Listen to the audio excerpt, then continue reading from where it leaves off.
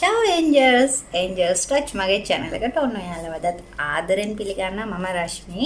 සති දෙකක වගේ කාලයක් ඉතින් ඔන්න මගේ angelsලා බලන්න එන්න බැරි වුණා.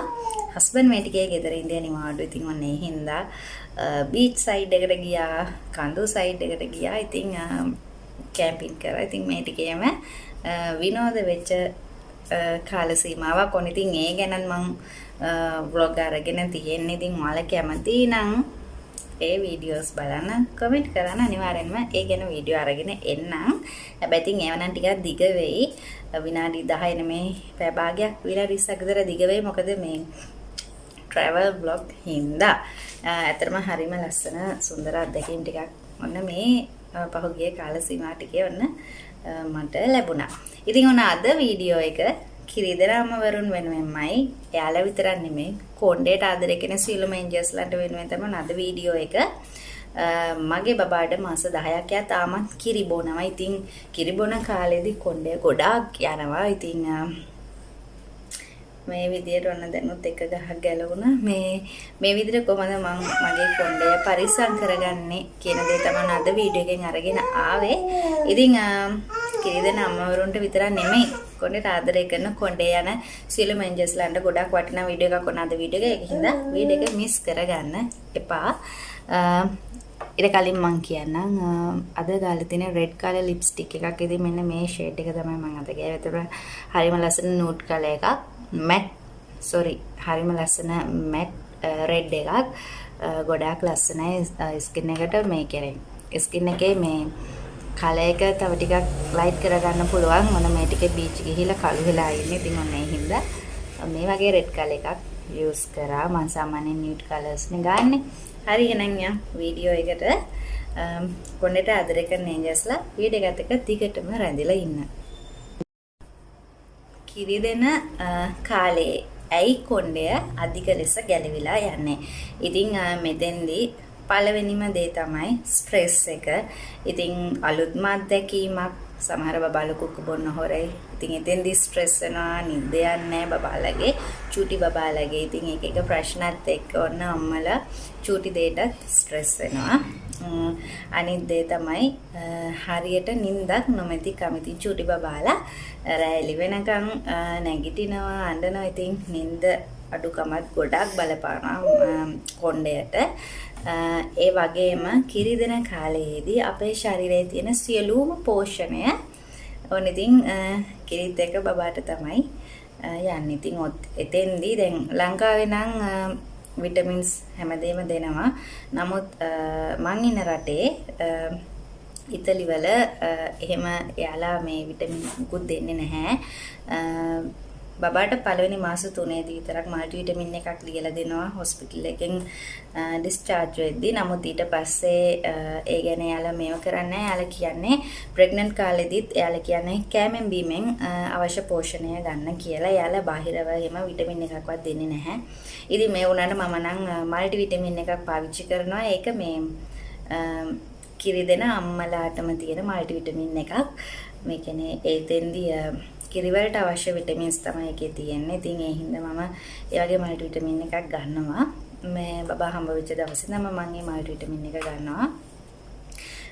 ඉතින් ඔන්න කිරිදෙන කාලේදී අපේ ශරීරයේ තියෙන සියලුම පෝෂණය කිරිත් එක බබාට යන හින්දා තමයි ඔන්න ඉතින් කොණ්ඩේ තඹ වෙන්න, කොණ්ඩේ වේලෙන්න, කොණ්ඩේ කැඩෙන්න, ගැට ගැහෙන්න, දිරන්න, කොණ්ඩේ යන්න මේ හැම දෙයකම බලපාන. ඒත් එක්කම කොණ්ඩේ ගොඩක්ම ගැලවිලා යන්නේ මෙන්න මේ ඉදිරිපස කොටසින්. ඒ වගේම අර මේ මෙතනින් දුව චොටි කාලේ නම් සෑහෙන මේ දෙපැත්තෙන් ගියා. ඉතින් මෙතනින් මැද්දෙන් ඒ වගේ තැන් වලින් තමයි වැඩිපුරම කොණ්ඩේ ගැලවිලා යන්නේ. ඉතින් චූටි බබාලා ඔන්න දැන් මාස 4ක් වගේ වෙද්දී යාලා කොණ්ඩේ අදින්න ගන්න හින්දා ඔන්න ඉතින් අම්මලා කරන්නේ කොණ්ඩේ හොඳට තද කරලා උඩට කරලා බැඳ ගන්න එක නෝන. එතෙන්දිත් අපේ කොණ්ඩය මෙන්න මේ ඉදිරිපස ප්‍රදේශයෙන් ගැලවිලා යන තවත් කාරණාවක් තමයි හොඳට තද කරලා බැඳාම අර ඒ තියෙන තෙරපීමට මේ ඉදිරිපසින් කොණ්ඩය ගැලවිලා යන එක. ඉතින් ඔන්න ඔය කාරණාවන් තමයි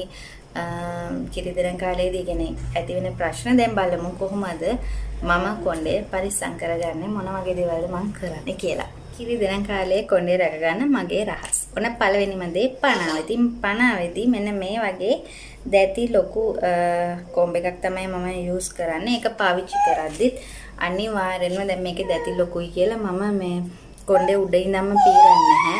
ඒත් මම කොණ්ඩේ මෙන්න මේ විදියට අගිස්සේ ඉඳන් තමයි කොම් කරන්න පටන් ගන්නෙ.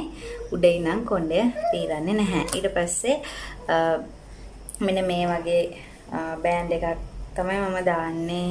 මොකද මේකට කොණ්ඩේ කැඩෙන්නේ නැහැ. හොඳට මේවට මේ කොණ්ඩේ තද වෙලා හිටිනවා. අර නිකන් වූල් වගේ දේවල් මම යූස් කරන්නේ. මොකද ඒවට කොණ්ඩය ගලවද්දිත් කොණ්ඩය කැඩිලා යන්න බලපාන හින්දා. ඉතින් දැන් මෙතෙන්දී කොණ්ඩය අධික ලෙස උඩින් යද්දී යට තියෙන කොණ්ඩය සවුත් වෙන්න බලනගෙන කොණ්ඩය අග්ගිස්ස නෑම වගේ නිකන් ගස් 10ක් මේ 20ක් 30ක් තියෙන තරමටම. ඉතින් ඒ වගේ තියාගන්න එපා. එහෙම දකිද්දිත් අපි ස්ට්‍රෙස් වෙනවා. අයියෝ කොණ්ඩේ නෑ මෙහෙම තිබ්බේ කපන්න. මගේ කොණ්ඩේ මම එච්චරට මගේ කොණ්ඩේ ගියා සෑහෙන ගියා. ඉතින් මම මගේ කොණ්ඩය වියතක් විතර කපලා තමයි මේ තියෙන්නේ. වියතක් විතරම කැපුවා පල්ලෙහායින්. අනිත් කාරණාව තමයි හොඳට වතුර බොන්න. කොළ සහ කහ පාට එළවලු පළතුරු වැඩියෙන් ගන්න. දවසට එක බිත්තරය ගානේ කන්න. ඉතින් බබාට කිරිත් දෙනවා. බිත්තරවල ප්‍රෝටීන් තියෙන. ඉතින් ප්‍රෝටීන් කියන දේ අපිට අවශ්‍යයි අපේ කොණ්ඩයට. කොණ්ඩය ලස්සන කොණ්ඩයක් තියෙන නම් අනිවාර්යයෙන්ම ප්‍රෝටීන් කියන දේ අපිට අවශ්‍යයි. ඉතින් මම දවසට එක බිත්තරය ගානේ ගන්නවා. ඊට අමතරව ඔන්න යාලට පුළුවන් එක් මාස්ක් එකක් සතියකට සැරයක් වගේ පාවිච්චි කරන්න මම කරනවා. ඊට අමතරව ඔයිල් ට්‍රීට්මන්ට් කරන්න කොණ්ඩෙට. හොඳින් වතුර බොන්න. තව දෙයක් තමයි ඇට ජාති. ඉතින් ඇට ජාති වලට කන්න පුළුවන්. එහෙමත් නැතිනම් ඇට ජාති තම්බනකොට මේකේ වතුර ටිකක් වැඩිපුර තියලා එතකොට තම්බන වතුර එක මම බොනවා. වෙතර මම ආසයි වතුර එක බොන්න. ඒකත් කොණ්ඩේ පෝෂණයට ගොඩක් වැදගත්. මෙන්න මේ දේවලුත් ඔයාලා ආහාරයට ගන්න ඕන. මේ කාලේදී අපිට ටයිම් එක නැහැනේ. ඉතින් එහෙම කියලා අපි එතකොට අපි ගැන ඇත්තටම හිතන්නේ නැහැ. එහෙම එපා. අපි වෙනුවෙන් දවසට පැය භාගයක්වත් වෙන් කරගන්න. අනිවාර්යෙන්ම දවසට මේ දෙපාරක්වත් කොණ්ඩේ පීරන්න. කොණ්ඩේ පීරන්නේ නැති එකත් හේතුවක් තමයි කොණ්ඩේ අධික ලෙස යන. මොකද පීරන්නේ නැතුව තිබ්බහම ගැට හැදෙනවා. ඉතින් ඊට පස්සේ ඒව පීරද්දි කරද්දි වැඩිපුර කොණ්ඩේ ගැලවිලා යනවා. ඉතින් මෙතෙන් ඔයාලට පුළුවන් කොණ්ඩේ ගැට ඉවත් කරගන්න. අතට ඔයිල් ටිකක් අරගෙන මෙහෙම කොණ්ඩේ ගාලා ඇඟිලි වලින් මුලින්ම කොණ්ඩේ ගැට ටික කඩා ගන්න. කොණ්ඩේ ගැට ටික ඇඟිලි වලින් කඩා ගත්තට පස්සේ මෙන්න මේ වගේ කොම්බ එකක් පාවිච්චි කරලා ඔයාලට පුළුවන් යට ඉඳන් හොඳින් කොණ්ඩේ කොම් කරගන්න. ඊට පස්සේ හොඳට මේ කොම්බ එකෙන් හොඳට ස්කැල්ප් එකත් පීරන්න. එතකොට ස්කැල්ප් එකේ ලේ ගමනේ ඇති වෙනවා. හොඳට ඒකත් මසාජ් වෙනවා. ඊට පස්සේ ඔළුව පල්ලෙහාට තියලා මසාජ් කරන්න පුළුවන්. ඉතින් දවස ගානේ කරන ටිප්ස් මම ඊළඟ වීඩියෝ එකෙන් අරගෙන එන්නම්. මේ මොනවද කියලා. එතකොට මම කන්නේ මොනවද, බොන්නේ මොනවද, කොණ්ඩේට මම කොහොමද කොණ්ඩේ රැකගන්නේ කියන දේ ඊළඟ වීඩියෝ එකෙන් අරගෙන එන්නම්. කොණ්ඩේ බඳින විදි ගැන මොන වගේ විදි වලටද කොණ්ඩේ වැඩිපුර කැඩිලා යන්නේ මේ සියල්ලම ඊළඟ වීඩියෝ එකෙන් අරගෙන එන්නම්. මොකද එහෙම නොවුනොත් මේ වීඩියෝ එක ටිකක් දිග වෙන හින්දා. ඉතින් එහෙනම් ඒජිත් එක දිගටම ඉන්න. කියන්න අමතක වුණා මේ